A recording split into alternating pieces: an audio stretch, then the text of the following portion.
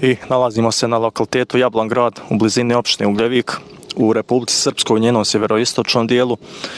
Ovo brdo je visoko 451 metar nadmorske visine i kao takvo je jedno od najviših brda na teritoriji ove opštine i nalazi se otprilike u ataru sela Mezgraja. U blizini ovog brda i nalazi se također još nekoliko sela od koji su Stari Ugljevik, koji je trajno uništen zbog širenja površinskog kopa rudnika Ugljevik, te Ugljevik selo i tako dalje.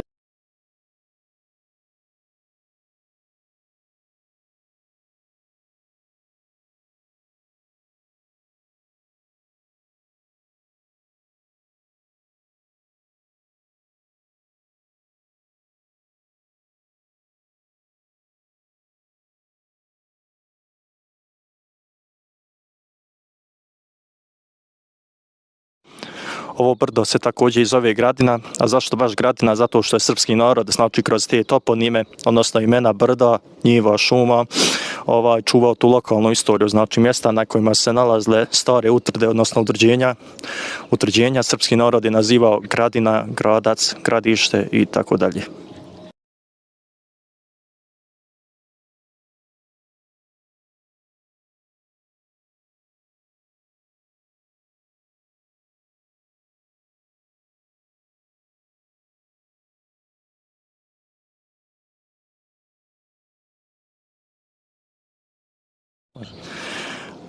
Lokalni mještani ovih krajeva za ovo mjesto prepričavaju nekoliko predanja koje se vežu. Naime, prvo je to da je utvrđenje koje je ovdje postojalo podigla prokleta Jerina, u srpskoj historiografiji poznatija i kao ličnost Irina Kantakuzin, koja je bila supruga srpskog despota Đurađa Brankovića i koji je vladao srpskom državom u 15. vijeku. Drugo predanje je to kako je utvrđenje dobilo ime. Naime, jedna od 3 sestre koja je gradila grad na ovom mjestu napravila je kulu koja je bila visoka poput drveta jablana i odatle i samo ime grada Jablongrad.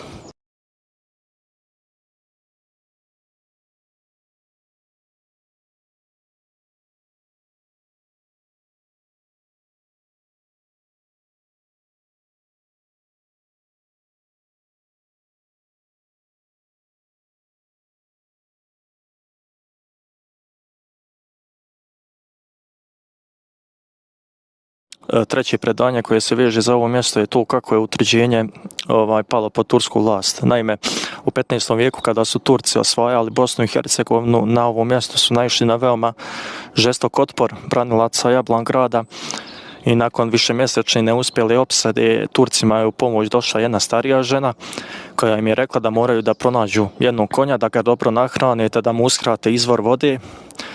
I nakon toga će konj krenuti da traži vodu. Inače, na mjestu na kom je konj zakopao kopitama, tu bi trebao da se nalazi izvor vode kojom se snabdijevaju branioci Jablongrada i Turci bi trebali tu da presjeku taj dotok vode.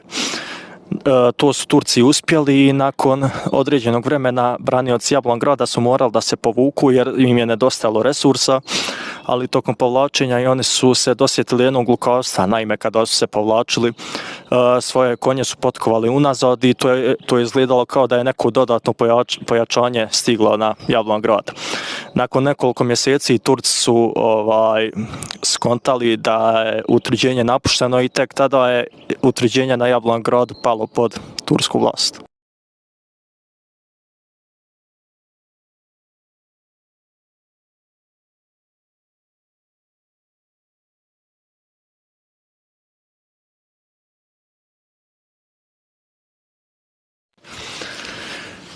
Našim istraživanjem uspjeli smo da otkrijemo da je utvrđenje koje je ovdje postojalo mnogo starije nego što se do sada mislilo, a to je da je podignuto u 15. vijeku, odnosno u kasnom srednjem vijeku. Našim istraživanjem uspjeli smo da otkrijemo neke artefakte koji nam dokazuju da je utvrđenje koje je ovdje postojalo podignuto čak u 3. vijeku naše ere, u vrijeme perioda vladavine Rimskog carstva na ovom području.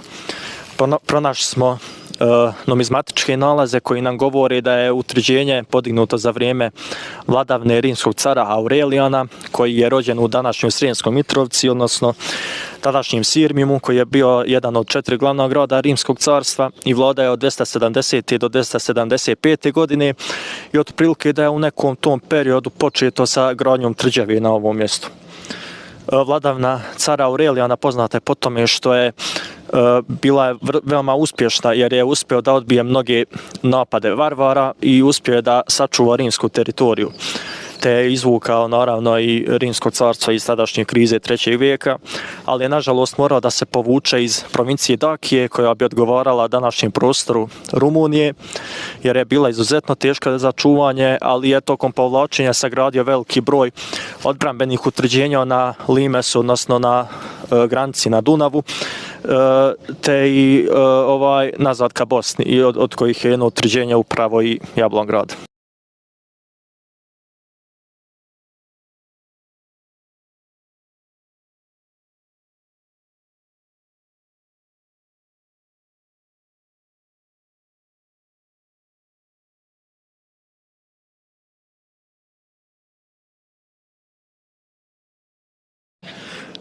Također smo pronalazili još neke numizmatičke nalaze koji su na sebi sadržali, na primjer, likove cara Konstantina Velikog, rođenog u današnjem Nišu, odnosno Niškoj banji, a tada Medijani, i koji je najpoznatiji po tome što je izdao Milanski edikt 313. godine, čime je dozvolio da se propovijeda hrišćanska vjera unutar teritorija Rimskog carstva, a koja je prije toga bila strogo zabranjena i mnogi hrišćanski svetitelji su postradali upravo od Rimljana. Također smo pronalazili numizmatičke nalaze careva Konstancija II, cara Valensa, Galerija i također i vizantijskog cara Justina I, što nam dokazuje da je utvrđenje koje je postojalo ovdje, znači postojalo i u vizantijskom periodu, znači to je neki period 5. i 6. vijek naše ere. Također pronalazili smo ovdje i mnoge ukrase, nakite, kopče, fibule, što nam dokazuje da su mještani ovih krajeva u tadašnje vrijeme posjedovali tu neku zanatsku djelatnost, a mnogi nalazi noževa, strela i tako dalje ukazuje nam na neke bitke, odnosno na ratne sukobe na ovom lokalitetu.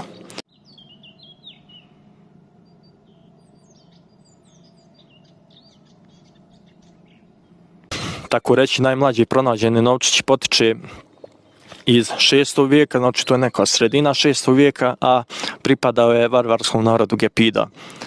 Gepidi su poznati po tome što su u 3. vijeku naše ere prodrali iz sjeveroistočne Europe na Balkansko poluostrvo gdje su oformili svoju državu i u 6. vijeku su toliko ojačali da su osvojili mnoge teritorije od Vizantije.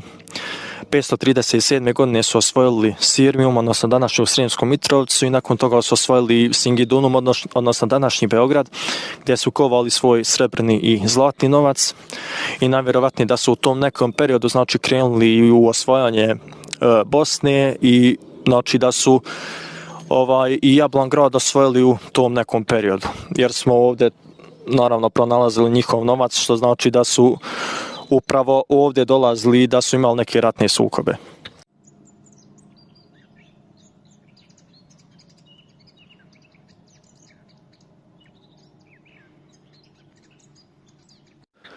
Vrijedno je napomenuti to da arheološki leksikon Bosne i Hercegovine iz 1988. godine sa ovog mjesta evidentira nalaz bronzane narukvice koja se datuje otprilike u neko srednje bronzano doba, to je period znači nekih 3 do 4.000 godina odavde, znači prije Hrista nekih 1000 do 2000 godina, što znači da se život ovdje odvijao i u dalekoj praistoriji.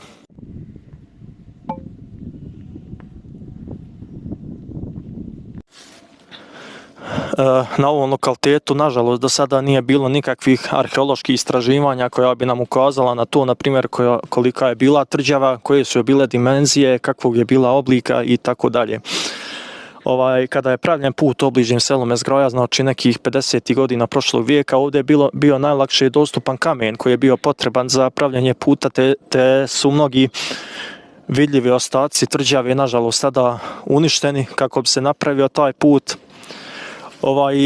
Tako da danas mi smo uskraćeni za te temelje od tvrđave i nažalost nemamo pojma ni gdje je tačno postojala.